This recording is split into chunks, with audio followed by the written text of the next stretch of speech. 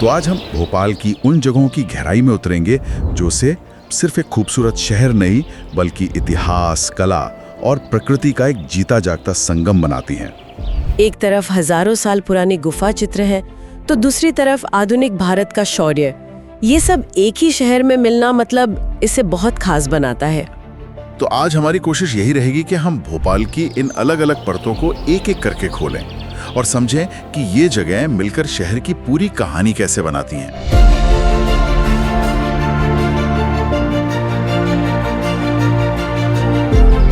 तो फिर शुरुआत वहीं से करते हैं जो भोपाल की पहचान है, अपर लेक, या जैसा सब कहते हैं बड़ा तालाब। इसे 11वीं सदी में राजा भोज ने बनवाया था।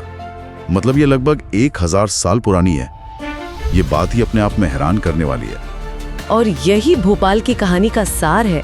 सोचिए, ये कोई प्राकृतिक झील नहीं है, इसे इंसानों ने बनाया था। और 1000 साल पहले की इंजीनियरिंग आज भी एक पूरे शहर की प्यास बुझा रही है, उसके मौसम को नियंत्रित कर रही है।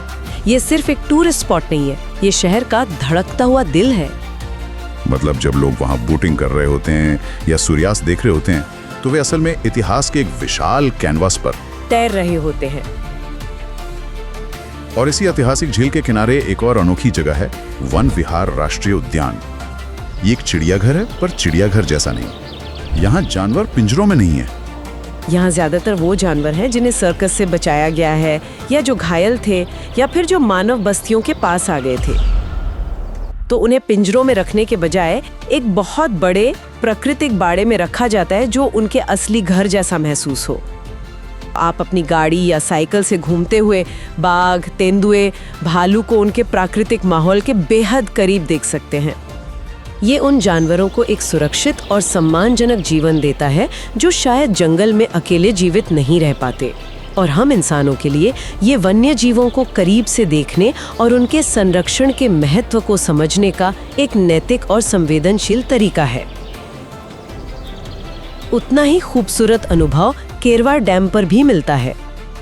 केरवा डैम उस पहलू को पूरा करता है जहां आप बस प्रकृति की गोद में आराम करना चाहते हैं। एक शांत पिकनिक स्पॉट जैसा, और शायद थोड़ा एडवेंचर जैसे जिप लाइनिंग भी कर लें। तो कुल मिला के भोपाल का प्राकृतिक चेहरा बहुत विविध है, ऐतिहासिक भी, जंगली भी और शांत भी। शहर के बीचों बीच प्रकृति का ऐसा अनुभव सच में कमाल है। लेकिन भोपाल की असली गहराई तो तब पता चलती है जब हम वक्त का पहिया हजारों साल पीछे घुमाते हैं। सीधे चलते हैं यूनेस्को की विश्व धरोहर स्थलों की तरफ। शुरुआत करते हैं सांची से। भोपाल से कोई 46 किलोमीटर दूर सम्राट अशोक 3री शताब्दी ईसा पूर्व। जब आप वहां खड़े होते हैं ना, तो आप हवा में इतिहास को महसूस कर सकते हैं। ये भारत के सबसे पुराने पत्थर के ढांचों में से एक है। अब 2500 साल के इतिहास को छू रहे होते हैं। और जो चीज सबसे ज्यादा आकर्षित करती है वो है इसके विशाल तोरण यानी गेटवे। नक्काशी अविश्वसनीय रूप से बारीक है। वो नक्काशी ही सांची की आत्मा है। वो सिर्फ सजावट नहीं है, वो पत्थर में उकेरी गई एक पूरी कहानी की किताब है। उस समय जब ज्यादातर लोग पढ़ लिख नहीं सकते थे, तब ये नक्काशी ही शिक्षा का माध्यम थी। इनमें महात्मा बुद्ध की जीवन की घटनाएं हैं, जातक कथाएं हैं जो नैतिकता का पाठ पढ़ाती हैं। तो जब आप उन तोरणों को देखते हैं तो आप सिर्फ कला नहीं देख रहे हैं, आप उस युग की मान्यताओं, कहानियों और समाज को पढ़ रहे होते हैं। अगर सांची 2500 साल पुराना है तो हमारी अगली यूनेस्को साइट भीमबेटका की गुफाएं, वो तो हमें एक अलग ही युग में ले जाती हैं। यहाँ की पेंटिंग्स 10,000 साल से भी ज्यादा पुरानी बताई जाती हैं। ये चित्र गुफाओं में काफी अंदर बने हैं, जिससे वे हजारों सालों तक बारिश, धूप और हवा के सीधे प्रभाव से बचे रहे। ये सिर्फ चित्र नहीं है, ये हमारे पूर्वजों का इंस्टाग्राम है। ये उनकी जिंदगी की एक झलक है। आप शिकार के दृश्य देखेंगे जिसमें सामूहिक रणनीति दिखती है। आप नाचते गाते लोगों के समूह देखेंगे जो उनके सामाजिक जीवन को दर्शाता है। ये इस बात का सबसे पुराना सबूत है कि इंसान के अंदर अपनी कहानी कहने, खुद को व्यक्त करने की इच्छा कितनी गहरी और प्राचीन है। और इसी ऐतिहासिक कड़ी को आगे बढ़ाता है भोजपुर का शिव मंदिर, जिसे पूर्व का सोमनाथ भी कहा जाता है। ये हमें वापस 11वीं सदी में राजा भोज के समय में ले जाता है। यहाँ की सबसे हैरान करने वाली चीज तो यहाँ का शिवलिंग है, 7.5 फीट ऊंचा, एक ही पत्थर से बना हुआ। ये मंदिर आज भी अधूरा है। इसके आसपास आज भी विशाल पत्थर, रैंप और अधूरे स्तंभ पड़े हैं, जैसे कल ही कारीगर काम छोड़कर गए हों। इसका अधूरापन हमें ये सोचने पर मजबूर करता है कि क्या राजा भोज कुछ ऐसा बनाने की कोशिश कर रहे थे जो उस समय की तकनीक और कल्पना से कहीं आगे था, या शायद कोई बड़ी राजनीतिक उथल-पुथल हुई जिसने इस महत्वाकांक्षी प्रोजेक्ट को हमेशा के लिए रोक दिया। ये अधूरापन ही इसे एक जिंदा कहानी बनाता है, एक रहस्य। तो हमने बौद्ध धर्म देखा, हिंदू साम्राज्य देखा, लेकिन भोपाल का एक और बहुत महत्वपूर्ण दौर है, नवाबी दौर, और इसकी सबसे बड़ी निशानी शायद ताजुल मस्जिद है। ताजुल मस्जिद यानी मस्जिदों का ताज, और ये नाम इसे पूरी तरह से परिभाषित करता है।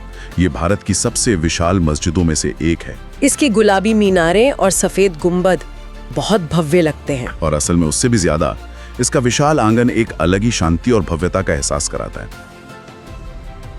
भोपाल सिर्फ एक ऐतिहासिक शहर नहीं है, बल्कि भारत के सबसे महत्वपूर्ण सांस्कृतिक केंद्रों में से एक है। और इस दावे का सबसे बड़ा सबूत है भारत भवन। इसे मशहूर वास्तुकार चार्ल्स कोरिया ने डिजाइन किया था। कहते हैं कि ये इमारत खुद में एक कलाकृति है। इसकी डिजाइन ही इतनी अनोखी है। ज्यादातर इमारत जमीन के स्तर से नीचे की ओर बनी है और वहां से झील का खूबसूरत नजारा दिखता है। इसके अंदर ललित कला का संग्रहालय रूपंकर है, थिएटर के लिए रंगमंडल है और कविताओं के लिए वागार्थ है।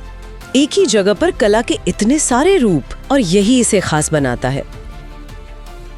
अगर भारत भवन कला का वर्तमान और भविष्य है, तो श्यामला हिल्स पर बना राज्य संग्रहालय मध्य प्रदेश के अतीत का खजाना है।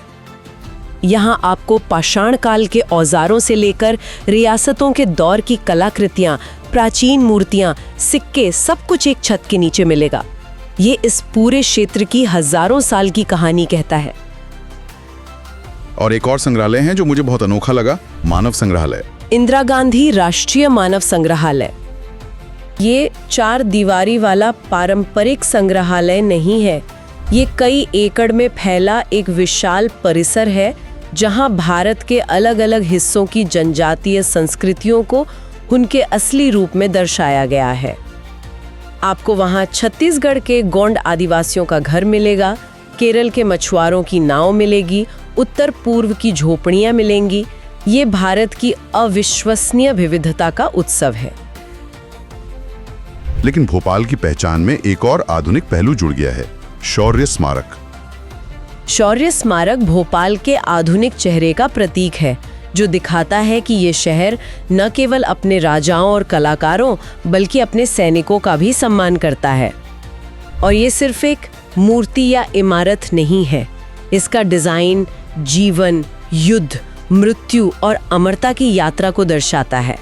यहाँ का 62 फीट ऊंचा शौर्य स्तंभ, भूमिगत संग्रहालय और शाम का लाइट एंड साउंड शो एक बहुत ही गहरा और भावुक अनुभव देते हैं। तो एक ऐसी यात्रा है जो हमें पाषाण युग के पहले कलाकार से लेकर देश के आधुनिक रक्षक तक ले जाती है, सब कुछ एक ही शहर में। धन्यवाद दोस्तों, मिलते हैं एक और दिलचस्प सफर के साथ। तब तक के लिए खुश रहें, घूमते रहें, और कहाँ घूमे चैनल को सब्सक्राइब करें।